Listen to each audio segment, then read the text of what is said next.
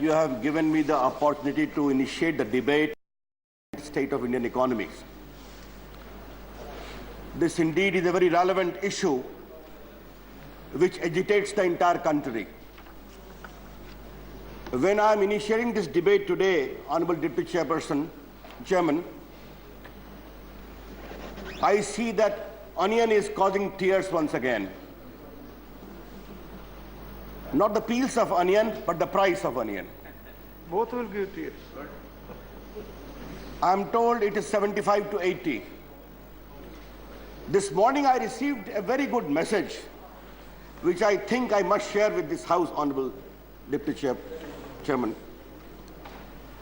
In India, we are today in a situation when the price of meat, onion, the price of petrol, convenience, and the price of luxury, beer, all is the same. Rupees 75 to 80, onion, petrol, or beer. That is exactly the state of our economy. Therefore, I am beginning my observations about the state of inflation itself.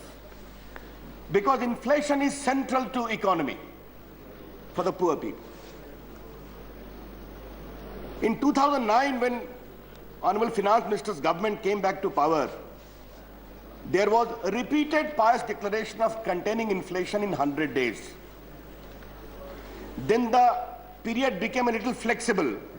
We were told 180 days, and thereafter the entire period declaration was stopped because the government of the day could not know how to control inflation. We have debated that issue so many times in both the houses. What is the position again today, sir? The consumer price index is 9.9 in June 2013, was 9.3 in May 2013. And when we come to the food economy, the cereal is 17.6, vegetable 14.6, eggs, meats and milk 12.7. Inflation adds to the cost, makes life difficult. Even people of middle class today are feeling the pinch of inflation. Let me ask a very straight question. Why your government is not able to stop price rise? Daily, the agriculture minister claims that we have got abundance of crop. Everything is full. The food grain is rotting outside in open rain. If there is abundance, why there is price rise? Obviously, there is gross mismanagement of food economy in the country. I remember when Atal Bihari Vajpayee government came to power, led by him in the NDA, in 98, the inflation was 8.26%. When we demitted office in 2004, it was 2.83%. In spite of big drought, in spite of sanction post Pokhran 2 explosion, if the NDA could control the price for 6 years, why a government led by an economist prime minister, Dr. Manmohan Singh, eminent economist, is not able to control the price? Now it is more than 5 years. Sir, we have the highest regard for the office of Prime Minister. We have the highest regard for Dr. Manmohan Singh as an economist. But economy grows only when the management of the country is led by the leader who wields authority. And one of the problems which India is facing in the last so many years, leading to the current situation, is that maybe the Prime Minister is in office, but not in authority. We have heard the issue of policy paralysis. We have heard the issue of not decision being taken. I'll come to that separately. Sir, we are told that Dr. Manmohan Singh took care of the economy in the year 1991. We all know that. He was the finance minister. I don't know why the real person who was behind Narasimha Rao's name is never taken. Maybe it is a sin to take the name of that man who was at the helms. Some faces in the Ministry of Finance have been quite well known. Dr. Manmohan Singh, Montek Singh, Mr. Chidambaram is Chidambaram, but he has been a part of that. An eminent leader once commented in great fun that a lot is talked about the Sangh Parivar. We are proud of the Sangh Parivar. But there has been a Singh Parivar which has been working in the Ministry of Finance for a long time. And it is good that one of the eminent members, N.K. Singh, got disillusioned and is now sitting in the opposition because he may have to raise a lot of questions himself. Sir, what is the problem with our economy today? Let me straight away go point by point. A good economy can never come unless there is a good politics. And what is the bridge between good economy and good politics? Good governance. If there is no good governance, economy suffers. And let me give 4 very specific instances. Regardless of the debate on FDI, there is one issue on which there is no debate. There must be infrastructure development. Now kindly see the position. 68% of India's power need is thermal based. We have got enough coal. What happened?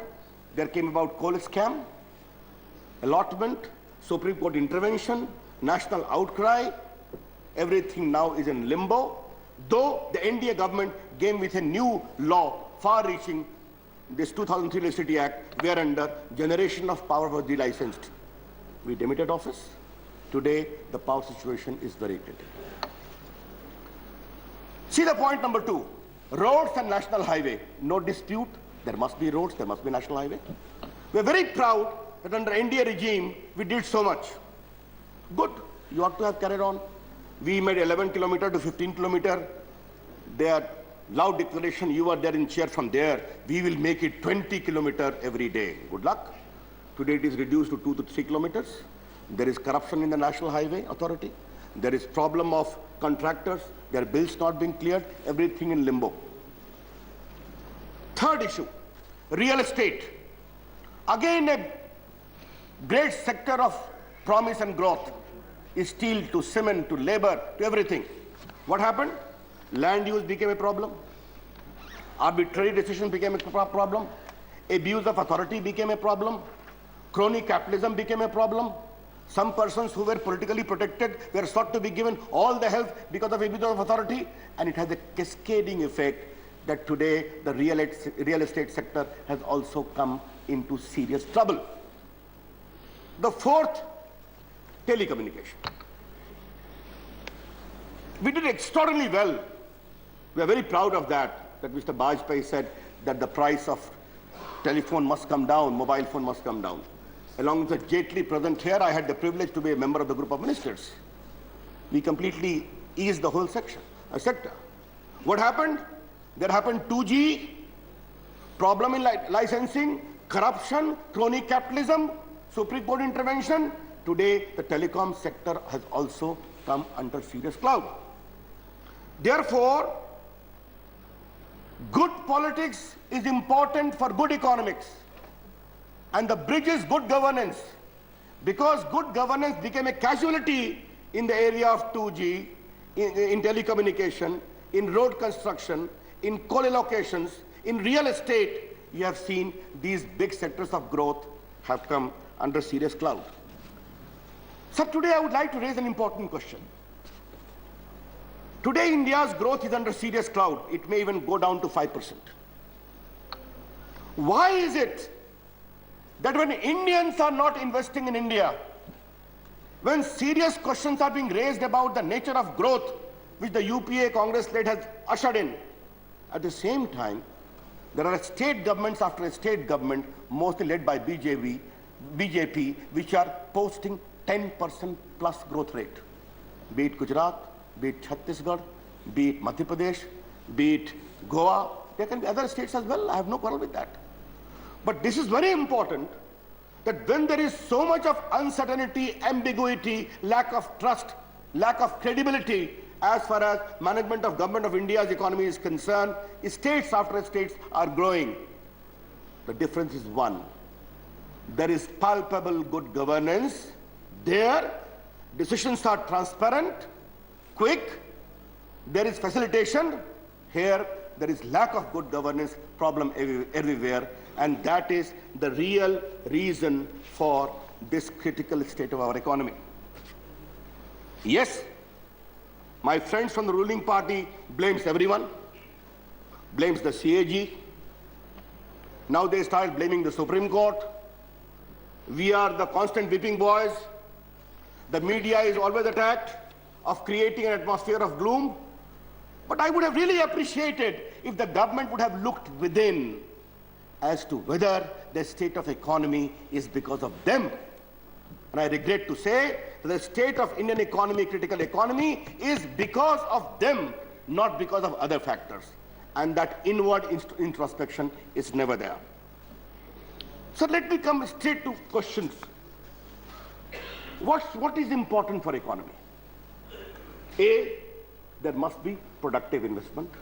Surely, investment must come for fuel growth. Number two, there must be adequate savings. People must learn to save. People must learn profit. They must save, which could be again invested.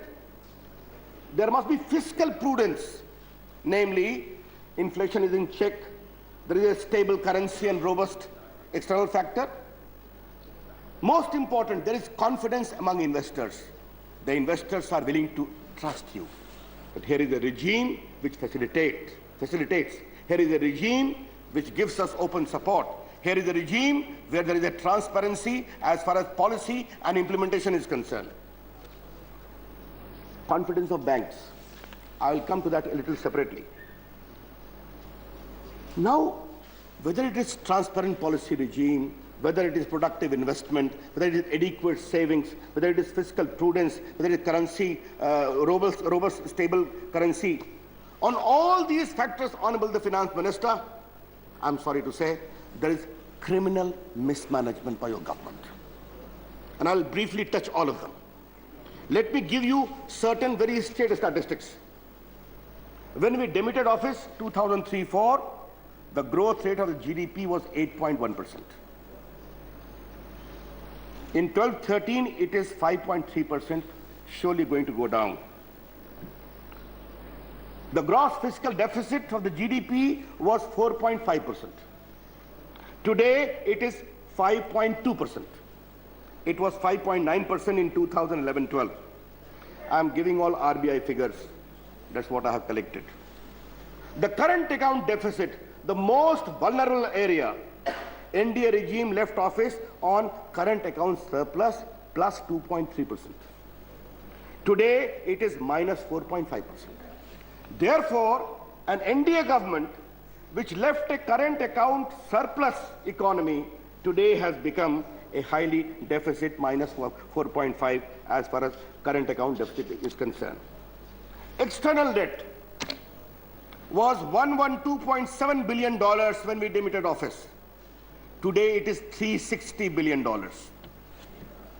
Short-term external debt was $3.9 billion. Today it is $24.8 billion. Foreign exchange reserves as cover for imports, our government was 17 months. Today it is 7 months. This is the critical state of your economy. And what is the trade deficit $1 billion? When we left office in 2003-04, it was minus $13.7 billion. Today, it is minus $188 billion. Sir, I would like to ask the Honorable Finance Minister. He has been a very experienced Finance Minister. He is there in office for the last so many years. What has happened is, Finance Ministry and Chidambaram has become almost together, synonymous. If it was Mr. Devegowda government, Mr. Chidambaram was there. If Mr. Gujarat's government, Chidambaram was there. When the dream team of Singh Parivar was there, of 91, Mr. Chidambaram was there, probably in Commerce Department, if I am not mistaken. Now, when the NDA comes, he is a fixture from 2004.